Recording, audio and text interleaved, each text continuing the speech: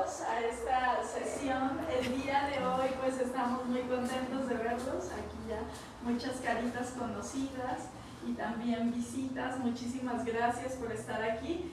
Estamos muy contentas de hacer esta presentación para ustedes, sabiendo, y les contextualizo un poquito qué es lo que hacemos aquí en Novamind. Bueno, en Novamind somos una clínica dedicada a la salud mental. Y como parte de nuestras actividades a favor de la comunidad ofrecemos estas charlas gratuitas para acercar la salud mental a las personas, ¿no? En tanto nuestros pacientes, que son usuarios de la clínica, pero también a la comunidad en general. Es muy importante para nosotros que ustedes sepan que estas charlas son fundamentadas en la psicoeducación, que es una técnica terapéutica precisamente para informarnos, obtener conocimiento, porque a veces si no obtenemos conocimiento, el cambio no se da en la vida de una persona. ¿De acuerdo? Entonces el conocimiento es la primera vía para poder saber, ok, creo que sí algo me está pasando, creo que sí le está pasando tal vez eso a alguien que conozco. ¿De acuerdo? Y entonces que llegue esta información a sus vidas. Nuestro propósito es que ustedes puedan traducirla en una experiencia práctica y que puedan pues hacer el uso adecuado de esta información, ¿de acuerdo? Y el día de hoy pues quiero presentarles esta sesión. Se llama Maternar, desde el arte, la mente y la historia de cuidar el alma. Entonces nuestras invitadas del día de hoy, pues soy yo, una servidora, Zaira, la maestra Ana Laura Utrilla, neuropsicóloga, y la maestra Elizabeth Huesca, psicoterapeuta y arteterapeuta. Nosotros estamos aquí precisamente enlazando las tres visiones de un tema. A veces nos acompaña psiquiatría y otros terapeutas de la clínica para poder hacer esta fusión, ¿no? de cómo se ve un problema o una situación o un reto que pasamos desde perspectivas diferentes de trabajo, desde aplicaciones diferentes de trabajo. Y bueno, acá están nuestras ponentes allá atrás, esperando su turno también. Y bueno, vamos a iniciar. Me gustaría mucho iniciar con esta actividad acerca de lo que significa el maternal. ¿De acuerdo? Y aquí les puse un código QR que los va a enlazar a esta pregunta. Pregúntate, ¿no? ¿Qué has cuidado en tu vida? Que también te ha cuidado a ti. Y vienen aquí una serie de ejemplos. Puede ser una persona, un objeto, un recuerdo, una mascota, una planta, una idea, incluso parte de ti. Usa una palabra que nos pueda ayudar a reconocer, ¿no? ¿Qué resultados ha traído esta experiencia de cuidado en ti? Una palabra, una frase, por ejemplo, tal vez ha traído amor, ¿no? Reconocer mi capacidad de amar, tal vez ha sido un acto de fe, un encuentro conmigo. Ese ha sido el resultado después de cuidar a alguien o de cuidarme a mí, ¿sale? Vas a escribir la palabra, frase o símbolo del resultado que en ti produjo ese cuidado, ¿verdad? Entonces vamos a escribirlo y ahorita vamos a ver sus resultados.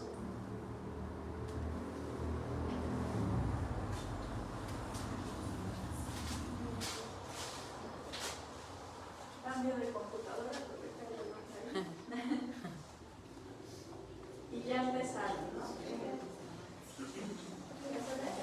Sí.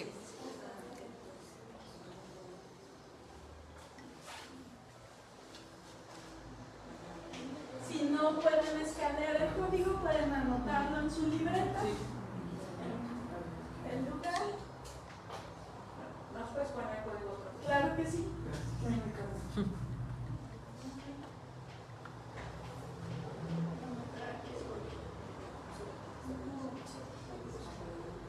Ahí está.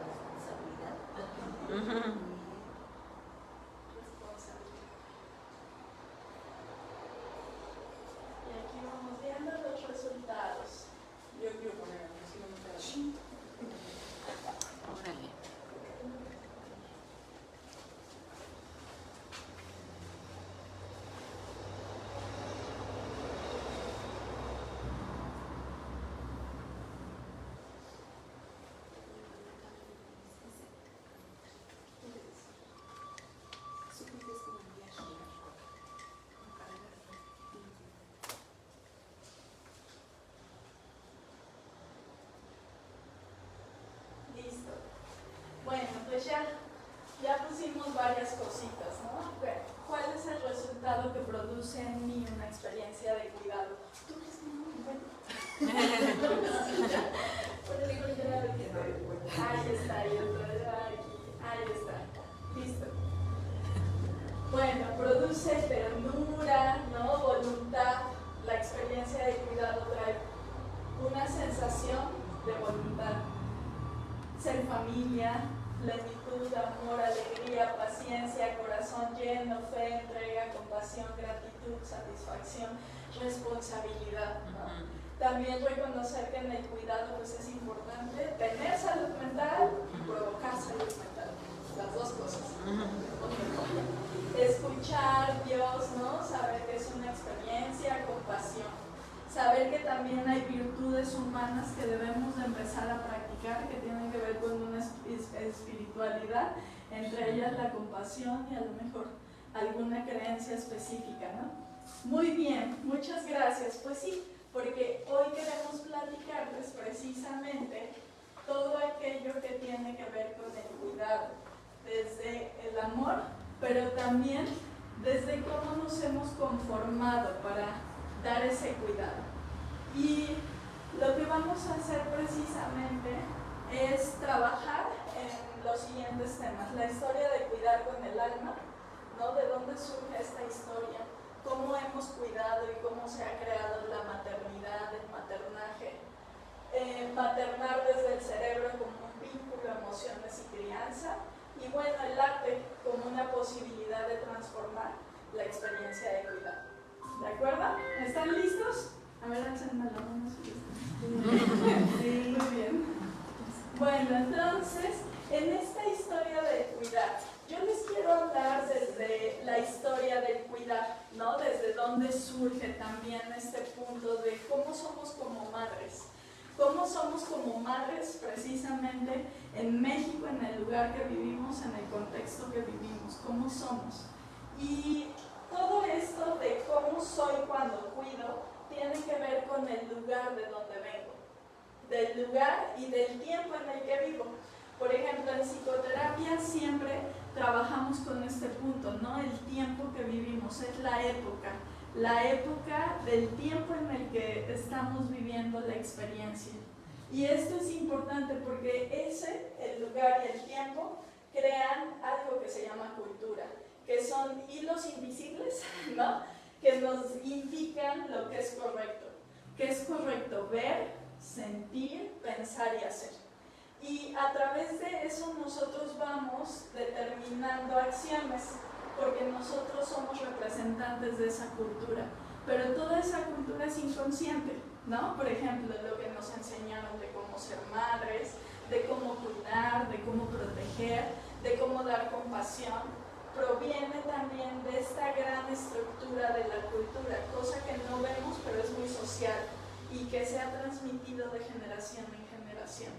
¿De acuerdo? Entonces, operar de forma aceptable para los miembros de una cultura es muy importante, porque eso te hace pertenecer a un grupo social. ¿Y por qué lo vemos desde ahí? Porque el maternar, específicamente este tema, tiene un gran impacto de esa parte social, ¿no? De cómo ser buena madre, cómo no eres buena madre, qué preguntas te haces acerca de la maternidad, ¿no? La tendencia hoy en los jóvenes de que si quiero o no quiero tener hijos, ¿no? ¿Por qué? Porque todas estas ideas provienen de qué es lo correcto, de ver, sentir, pensar y hacer. ¿De acuerdo? ¿Cómo tomamos decisiones a partir de esto? Y es que nosotros en la historia de cuidar estamos influenciados por el género, ¿no? Masculino, femenino.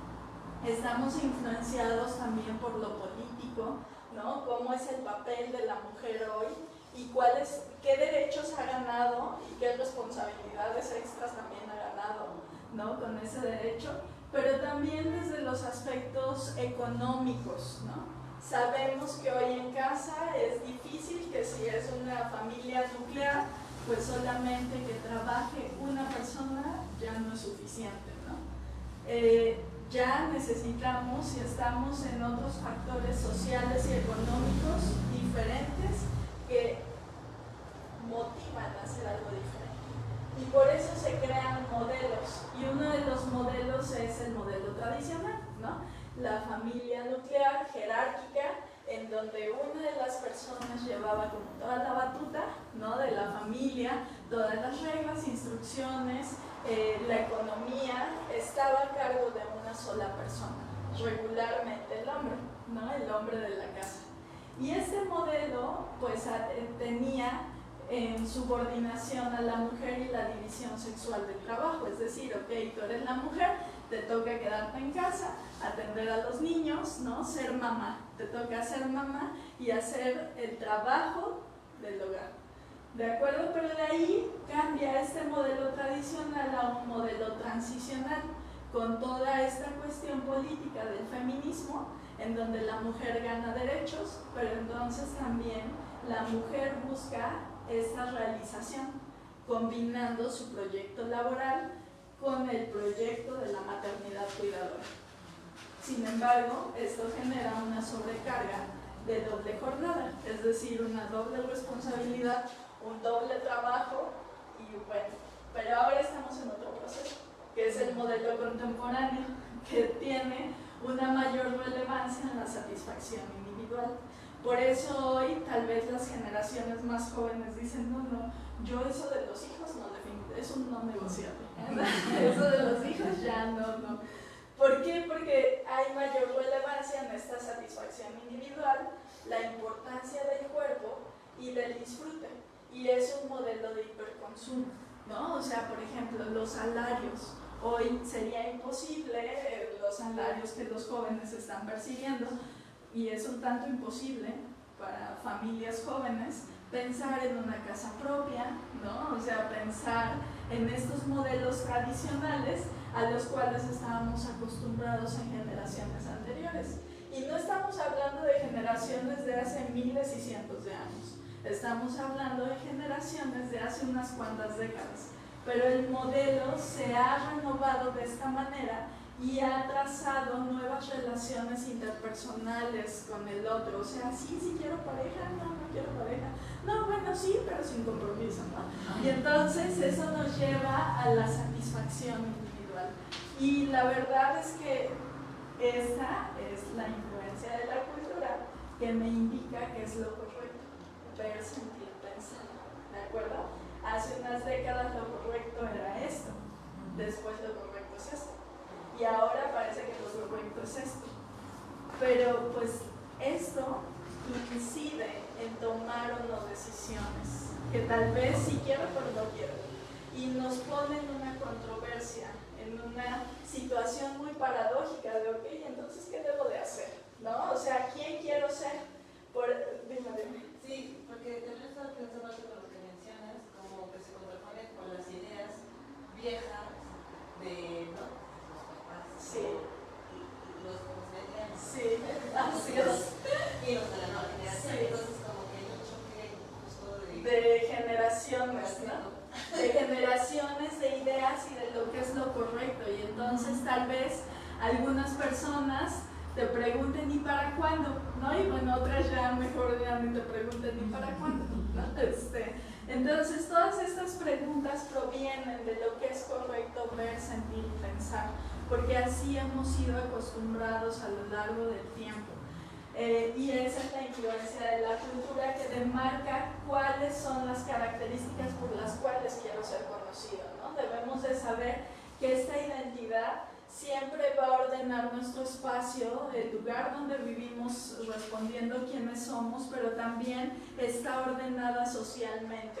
Por eso la maternidad la contextualizamos ahí, por eso también la feminidad la contextualizamos ahí, y el ser hombre, ¿no? En el siguiente capítulo vamos a hablar de masculinidades, probablemente, porque esto también enmarca mucho de lo que el hombre tiene como una responsabilidad social. Entonces, en este punto nos dota de significado el tiempo, el espacio, las personas y eventos de la vida, nuestras expectativas y valores personales y también los juicios sociales, y nos hace sentir cómo conocemos lo que conocemos y cómo interpretamos lo que interpretamos. Por eso a veces sentimos esta disonancia, ¿no?, entre lo que creemos y lo que sentimos.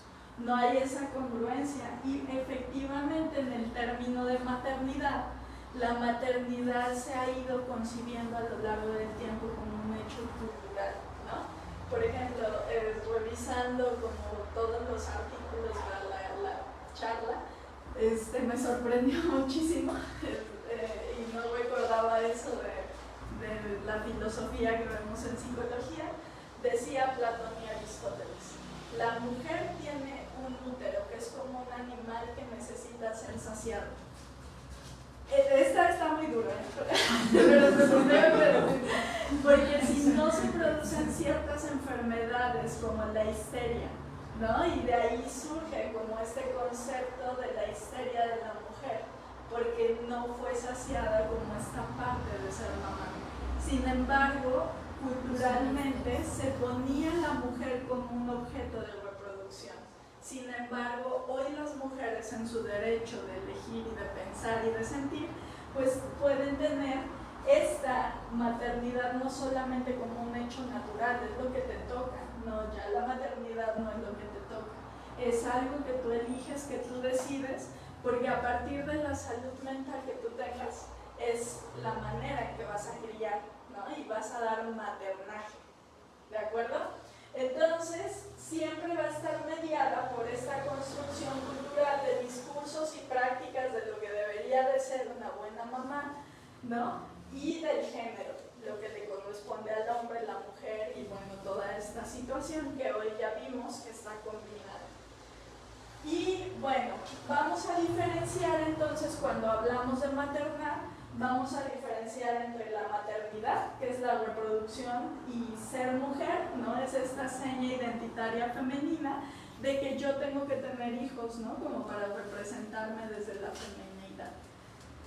Sin embargo, también está el maternar, que no necesariamente surge a partir de tener un bebé biológico, un hijo biológico, ¿no? O sea, hay muchas personas que tienen este instinto de maternar, aunque no haya bebés biológicos, ¿no? Y el maternar significa ese trabajo relacionado con el cuidado tanto de los hijos, de la familia o de la sociedad, ¿no? Esta parte de cuidar, criar, hacer crecer, ¿no? O sea, yo me imagino a una persona cuidando y no necesariamente tiene que ser mujer, ¿no? O sea, puede ser hombre, un hombre materna, ¿no? Y hoy entre la evolución de los roles sociales, un hombre puede maternar, ¿no?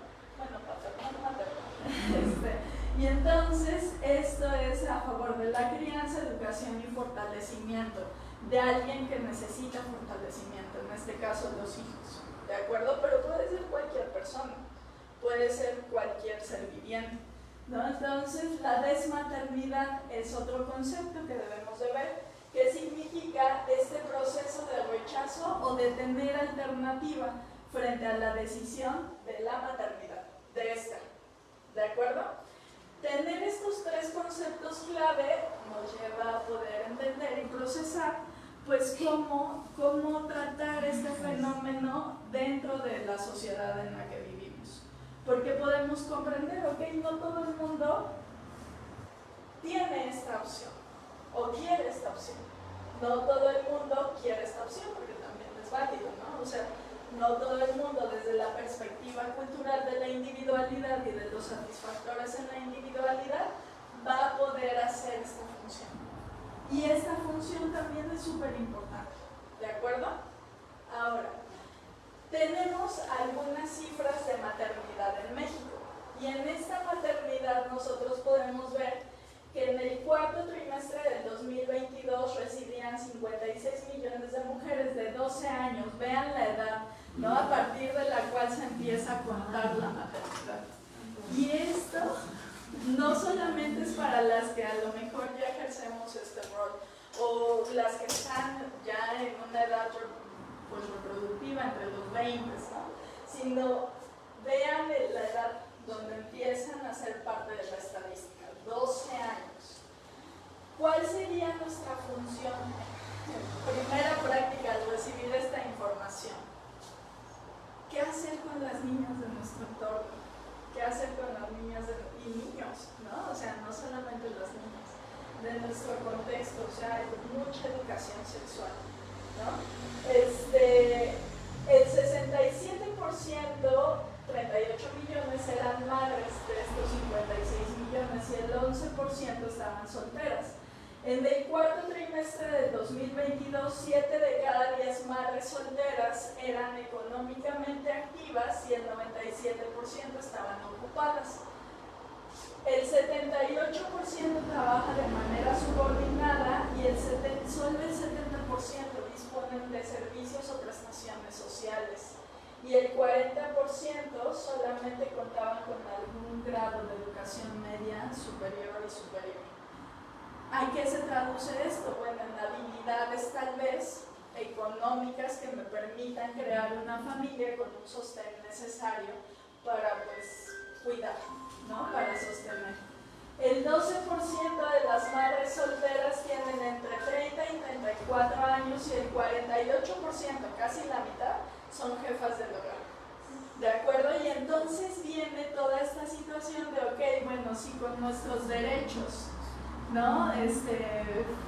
Que obtuvimos a través del movimiento feminista, tenemos también esta posibilidad de criar, pero también estar económicamente activas, entonces viene un reto social muy grande, ¿no?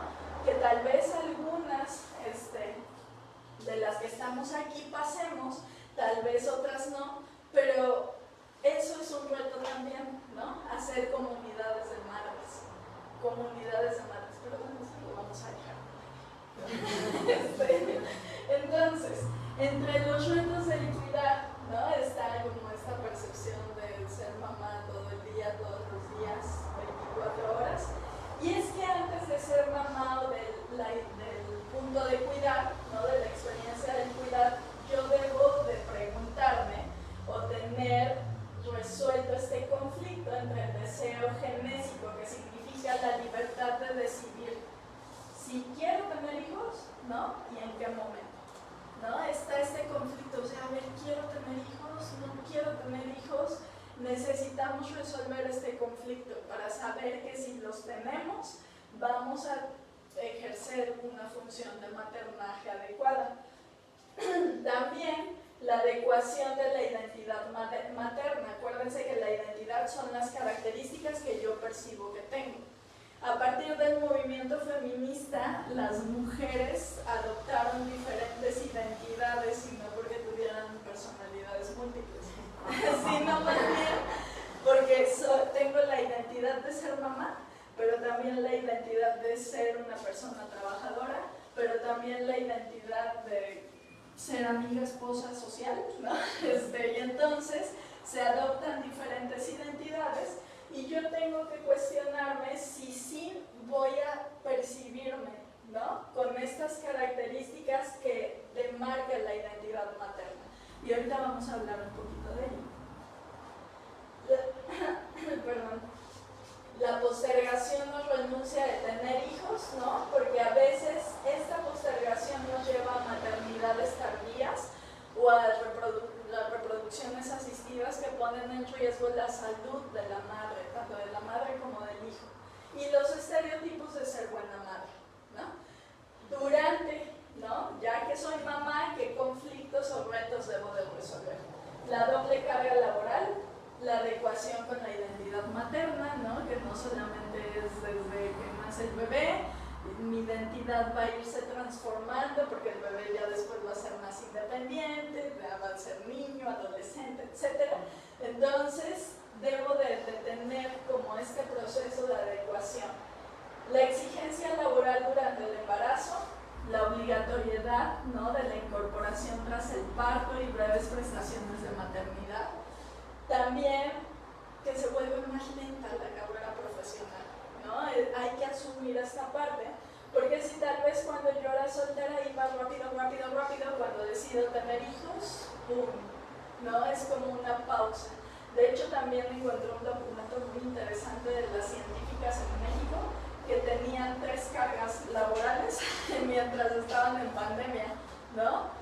Un evento que pues puso a sus hijos fuera del contexto escolar y entonces era triple carga laboral: ser científica, porque se espera mucho, ¿no?, para conservar un estatus de ser científico, ser familia, ser mamá y ser persona, ¿no? Bueno, ya conté 4. Pero, y es un documento de 23 científicas mexicanas que hablan del tema. Si quieren saber más, nos avisan. Bueno, los estereotipos de ser buena madre o una supermujer que cumple con todo, las redes familiares, que a veces también han considerado esta crianza como un asunto particular. Ok, quisiste hijos, pues tú los cuidas, ¿no? A eso me refiero. 2 o más hijos como factor de riesgo para la salud de las madres, ¿no? Está considerado hoy, con esta sobrecarga, que tener 2 o más hijos ya es un factor de riesgo para la salud emocional, mental y física de las madres. ¿De acuerdo? Ya casi termino. Pero vamos al mito de la buena madre. Este mito, ¿no?, y toda esta carga cultural y social exige a las mujeres este instinto maternal.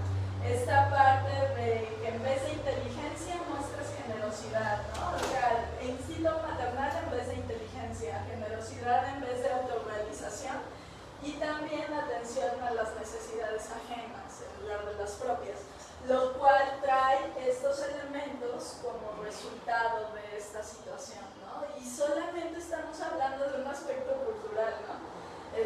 Que llega tan fuerte que puede generar, pues, arrepentimiento, vivencias de contradicción, si quería, no quería, ¿no?, la carga mental y doble presencia. Y es que hablar de estos temas es difícil, ¿no?, porque está tan alienado con, bueno, ¿no?, que querías ser mamá, no que querías cuidar a alguien, no que sí, pero tal vez todo esto no me lo imaginaba como resultado, ¿de acuerdo? Por lo cual, repensar la maternidad desde la práctica consciente de la relación, porque maternar no solamente significa ofrecer un cuidado, sino que estás creando una relación con una nueva persona que necesita en este momento de ti, pues, para sobresalir, ¿no?, para poder también ser un individuo para la sociedad. Y es esta relación madre-hijo, y saber que en el rol de maternar necesitamos reconocer aspectos de crianza, aprender mucho de crianza, cuidados desde la realidad individual y aprendida. ¿Quién fui yo como hija? ¿No? O sea, ¿cómo fue esta parte de mi mamá? ¿Cómo me maternó mi mamá? ¿Qué cosas debo de romper? ¿Cuáles puedo seguir? Etcétera, etcétera. Y aquí no las voy a leer todas, pero solamente les traigo unos tips que yo les recomiendo que se lleven de tarea. Porque esta parte, en las prácticas de autocuidado, y fíjense que hay muy poquita bibliografía respecto al cuidado específico de las mamás. Muy poquitita, o sea, por ejemplo, en UNICEF viene como una guía práctica, pero de autocuidado para los bebés y los hijos. Pero bien, no hay muchas guías de cuidado para las mamás. Pero yo rescaté algunas cosas, ¿no? Como siempre cuestionan la identidad materna que hoy vives. Y aquí les dejo unas preguntitas para que se lleven de tarea, ¿no? ¿En qué circunstancias de mi vida me han definido en ser una buena mamá? ¿Qué significa para mí ser una buena mamá? ¿Escribes relatos maternales en donde tú hayas logrado algo? ¿Te hayas sentido digna de este papel que elegiste? Y el poder, ¿no? O sea, una experiencia donde hayas sentido de, híjole, sí soy buena cuidando, ¿no? O sí, lo logré, ¿no? Y pregúntate, ¿no? O sea, desde lo que aprendí a ser hija y las ganancias que he tenido al ser madre. ¿Cuáles han sido mis ganancias? Desde la sensación del logro, ¿no? Porque esto refuerza la identidad materna. A veces todo este estereotipo de ser buena madre nos dice, no eres bien mala madre, ¿no? Y yo me lo preguntaba hace unas semanas y le pregunté a una amiga, ¿tú te has sentido mala madre? Ay, sí, muchísimas veces, miles de veces. Entonces dije, bueno, vamos. Bueno, pero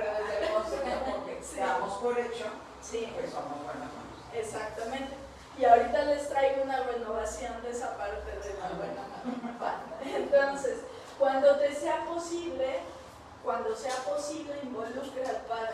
No importa que vivan en casas separadas, no importa dónde vivan. Es muy importante que el padre y tú generen esos acuerdos de confianza. Vive la experiencia compartida entre mujeres. Contrasta esta idea de buena madre con estos modos de maternar. Pide ayuda, sea amable contigo misma y realiza autochequeos, ¿no? Para reconocer signos de estrés o de bienestar. A mí me gusta mucho encargarle a mis pacientes la autoobservación, ¿no? O sea, ¿cómo te sientes?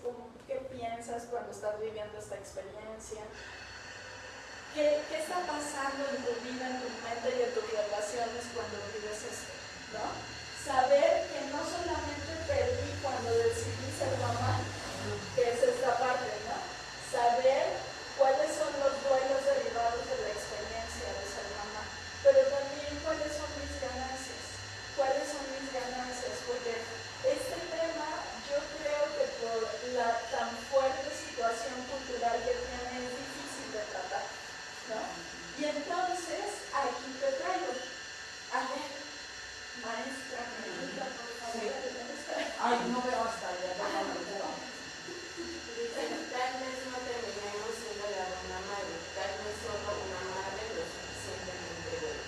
Aquella que se preocupa por atender las necesidades de sus hijos, pero que también tiene necesidades propias. Una madre que como humana se equivoca, pero que es capaz de restaurar los errores que comete en la relación con sus hijos. Les dejo esta reflexión, ¿no? Que proviene también de un estudio de muchas madres, ¿no? En las que se estudió esta narrativa social de ser buena madre y que dijeron, ok, bueno, tal vez no puedo cumplir ese estereotipo de la buena madre, pero sí puedo ser una madre suficientemente buena que combine esta satisfacción de necesidades que la misma relación de cuidado da, ¿de acuerdo? Y bueno, pues con esto me despido y doy el lugar a la maestra Ana Laura Utrilla, neuropsicóloga.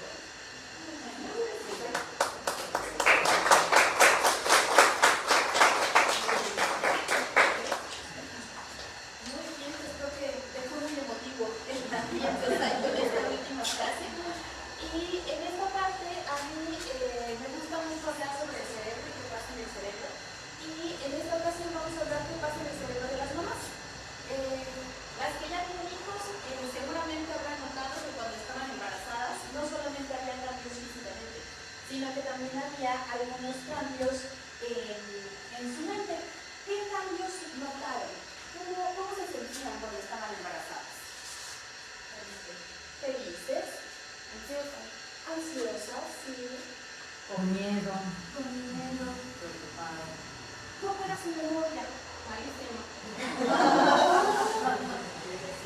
Yo creo que es poco lo que se habla como de la parte difícil o de la parte, pues no negativa, ¿no? Pero no de la parte emocional, bonita de ser mamá o del embarazo. Pero el embarazo es un proceso en el que hay demasiados cambios.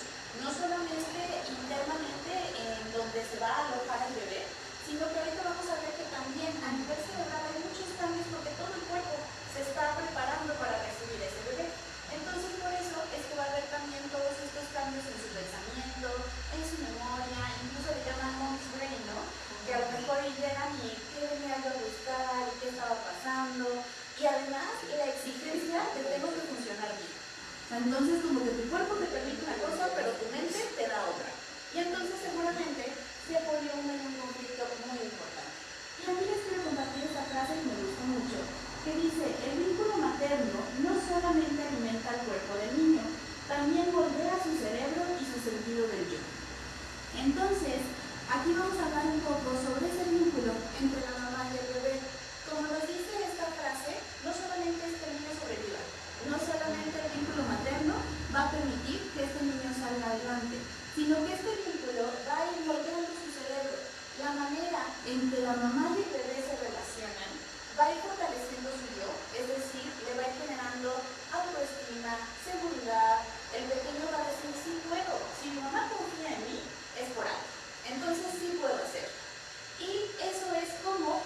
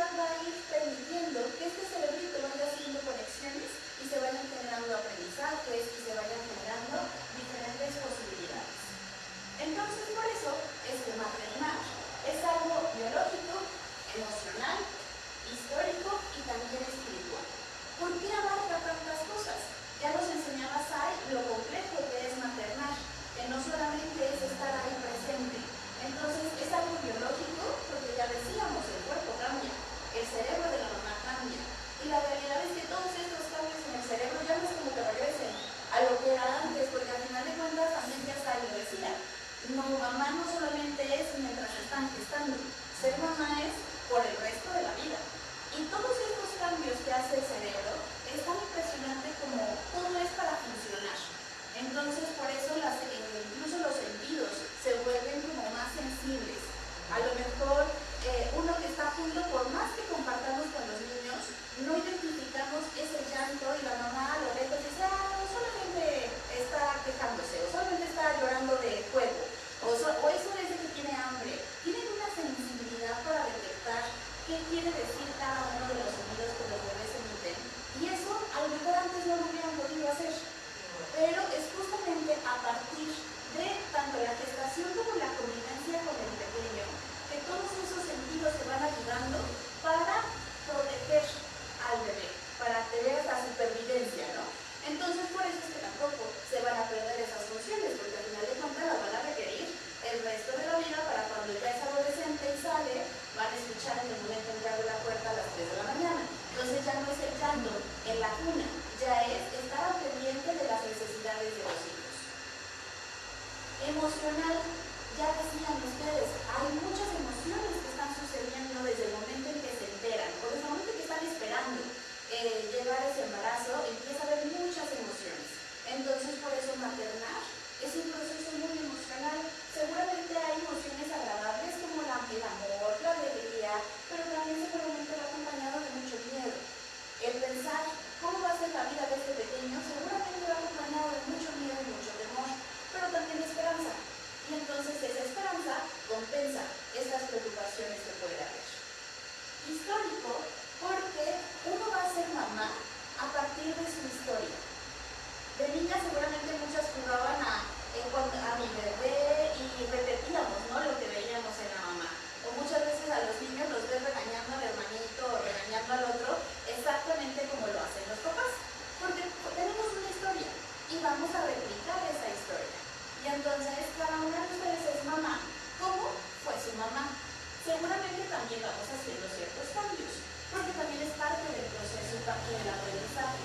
Mi mamá hizo lo mejor que pudo, pero a lo mejor hubo algunas cosas que puede cambiar y o también lo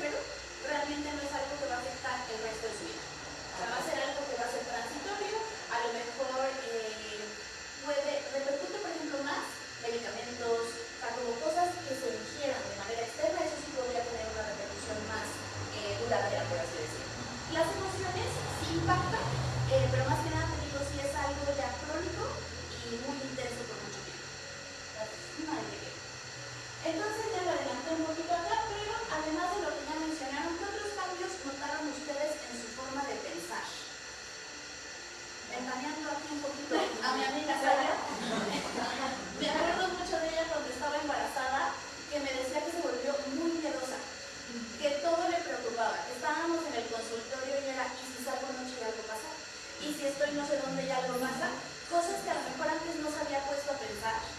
Al momento de pensar en que tenía que cuidarse no solo a ella, sino a otra personita, empezó a tener ese tipo de pensamientos. ¿Alguna de ustedes les pasó? Veo cabecitas diciendo que sí. ¿Qué otros cambios notaron en su forma de pensar, de actuar? Mayor creatividad, mira qué padre. Muy bien. ¿Qué más? Emocionalmente cambiaron, se sintieron más emocionales, Sensibles. más sensibles, sí. Y como que te vuelves más empática ante las mamás, ¿no? A lo mejor cuando no tienes hijos y ves a la mamá que el niño le está haciendo el berrinche en el súper, dices, A mí no me señora, pasa. controla a tu hijo. Y cuando tú ya estás ahí, hasta ganas de ayudarte te dan, de ayudarla te dan. Claro. No sé si vieron un video justamente de eso, ¿no? De un niño haciendo un mega berrinche en una plaza comercial y eso cuestionaba, que como mucha gente como cuestionaba o criticaba y decían, ¿y dónde está la empatía de las otras mamás, no? A cualquiera les ha hecho un berrinche, pues ayuda a la mamá. O sea, el niño corriendo, brincando y haciendo berrinche y todo el mundo nada más como grabándolo y criticando. Entonces justamente esa parte, ¿no? Sí, o más sensible, ¿no? Ya te cuentan alguna historia sobre mamás o hijos y lloras y antes te pasa. Claro. A mí me pasaba. Sí, porque no te sentías identificada, no te resonaba tanto esa historia. Entonces, justamente es parte de todos los cambios que empieza a haber en el cerebro, porque maternar no solamente cambia la rutina, no solamente es que ya no se levantan, que si antes se levantaban a las 10, ahora se levantan a las 6 de la mañana en un domingo. No solamente es que a lo mejor te tienes que levantar antes para ir al trabajo, porque tienes que dejar 1000 cosas listas antes, ¿no? También cambia el cerebro. Sí las hace más sensibles, más alerta, más empática, y es una transformación profunda que es guiada por el amor. ¿Por qué? Porque viene desde la motivación. O sea, no es un cambio que pese, no es un cambio de por qué estoy cambiando en estos temas, sino es justamente esa empatía y ese amor el que lleva a hacer el cambio, pero es sostenido por la biología. ¿Por qué? Porque justamente todos esos cambios cerebrales hacen que se logre sostener estos cambios. ¿Qué permite que se den estos cambios? La neuroplasticidad. La neuroplasticidad consiste en que el cerebro es moldeable. Como una masita Play-Doh, el cerebro se puede modificar y esa moldeabilidad permite que el cerebro de una mujer cambie cuando va a ser mamá. Y entonces, algunas experiencias importantes como el embarazo, el parto, la crianza, hacen que el cerebro sienta la necesidad de reorganizarse para poder brindar todas estas, para poder cubrir todas estas necesidades que ya mencionábamos. Incluso si hacemos una resonancia, por eso les puse la primera imagen en la portada, que esa resonancia me encanta de cómo se ve el estudio de la mamá y el bebé simultáneamente. Si hacemos una resonancia de una mamá, se van a ver cambios a nivel amígdala e hipotálamo. La amígdala que hace la parte emocional y el hipotálamo la parte del recuerdo.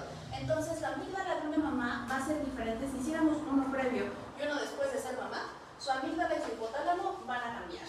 Y eso que genera más cuidado y posibilidad de empatía. La corteza prefrontal les va a ayudar a tomar mejores decisiones y más rápido.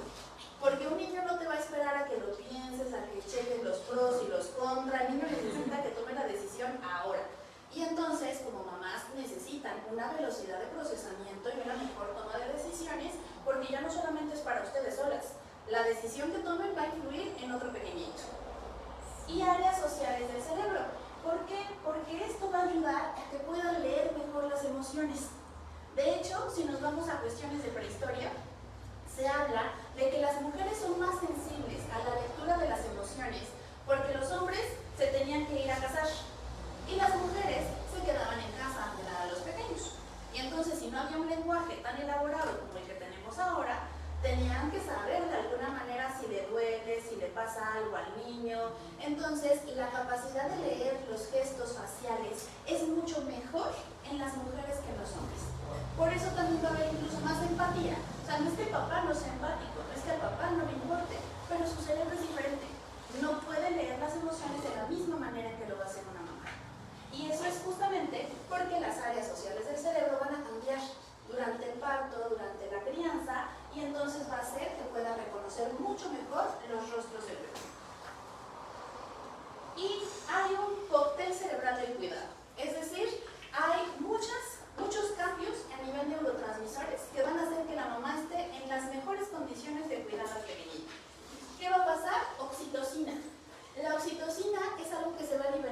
manera exagerada al momento del parto. Y esto tiene una función bien importante. El dolor que se experimenta en el parto refiere que es uno de los dolores más fuertes. ¿Podrían querer a alguien que les ha causado tanto dolor si no hubiera algo que generara ese vínculo? Seguramente sería muy complicado, así de ¿cómo esta personita que causó tanto dolor al mismo tiempo me genera tanta ternura y amor? Es justamente por la oxitocina. La liberación tan fuerte de oxitocina hace que haya un vínculo inmediato entre la mamá y el bebé. Y entonces esta oxitocina se va a seguir procesando o generando cuando hay lactancia materna, cuando se acaricia al bebé, cuando se le carga, cuando se mantienen las miradas. Todo eso tanto genera oxitocina en el bebé como genera oxitocina en la mamá, y eso es una de las primeras fuentes para poder estimular el vínculo.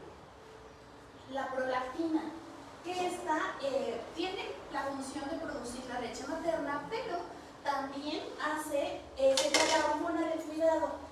La prolactina elevada genera las ganas